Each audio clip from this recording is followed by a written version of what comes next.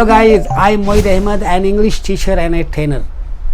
Guys, first of all, I want to tell you that it is going to be an interesting video for you if you have started English speaking already, but you think that your English is not good at.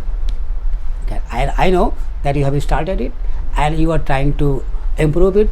So guys, in the video, I'm going to tell you something that is definitely going to help you to improve your English speaking and your language as well. But before coming to the main point, let me tell you something else. Guys, did you notice how I started the video? What did I say in the beginning of the video? I said that guys, first of all, I wanna tell you. What is this? Have you heard this sentence or this type of sentence before? Probably no, but definitely no, because I know that this is something never told, never taught in your school. Guys, this is an American style of speaking. This is a technique used by American people to speak fast. Guys, this is not the topic of the video, but I am just telling you because I myself use this technique sometime in my video so that you can understand everything easily. Okay, so anyway, what I was saying that in the video I am going to tell you something that is going to be very useful for you. That is going to be very helpful for you if you want to speak good English. Okay, so imagine that it's very cold and you are at a marketplace and around you everybody is wearing warm clothes, but suddenly you see somebody wearing wet clothes. You can be understood easily that what is going to be next. You unwillingly start about that person, and many different questions start coming to your mind, that who is he, what happened to him, and why is he wearing wet clothes. Guys, let me tell you that these are the simple questions. These are the easy questions. These are the easy sentences. Not easy to reply them, but easy to speak them in English. Guys, I'm sure that each of one you can speak in English without any difficulty. But then you see that he is an old man. I am talking about the person who is wearing the wet clothes. He is an old man, and then you come to know that he is also a madman, a crazy man, and then you come to know that somebody threw water on him.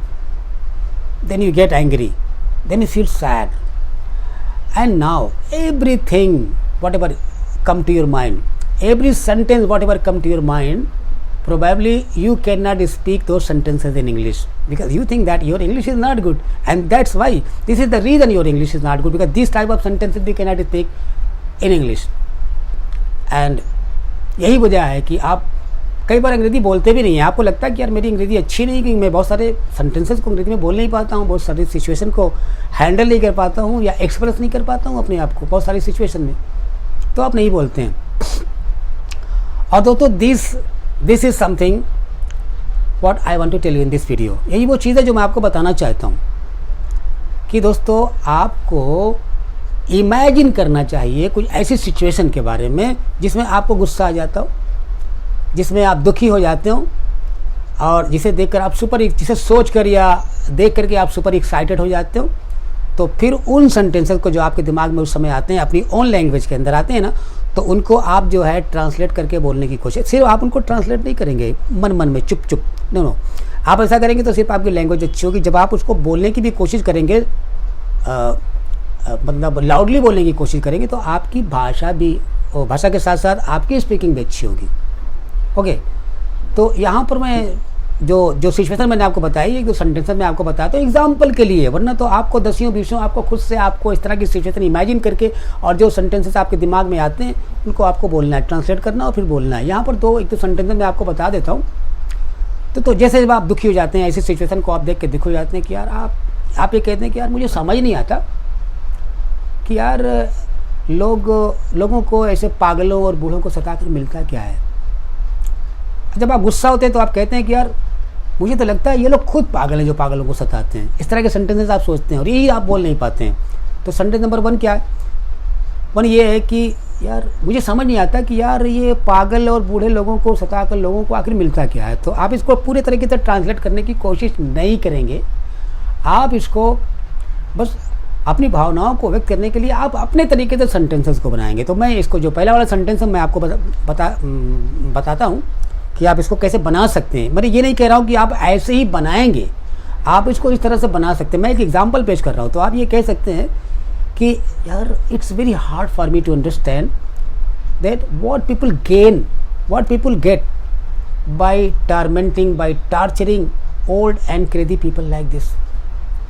Torment और torture ये 2 शब्द आते हैं दोस्तों परेशान करने के लिए किसी को।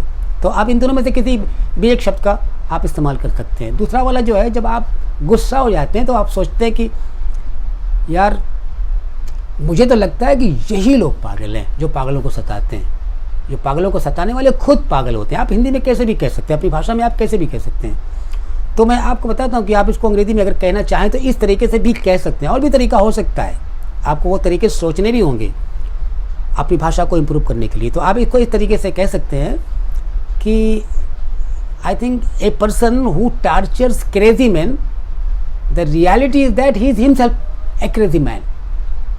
तो आप इस तरह के सेंटेंसेस, इस तरह की सिचुएशन को इमेजिन करके और जो आपके मन में जो सेंटेंसेस आते हैं, उभरते हों, और उनको ट्रांसलेट करके अगर आप बोलने की कोशिश करेंगे तो इस तरह से दोस्तों आप अपनी भाषा को भी और स्पीकिंग को भी, मतलब इसमें कोई संदेह है ही नहीं कि आप अच्छा बना सकते हैं और बना लेंगे।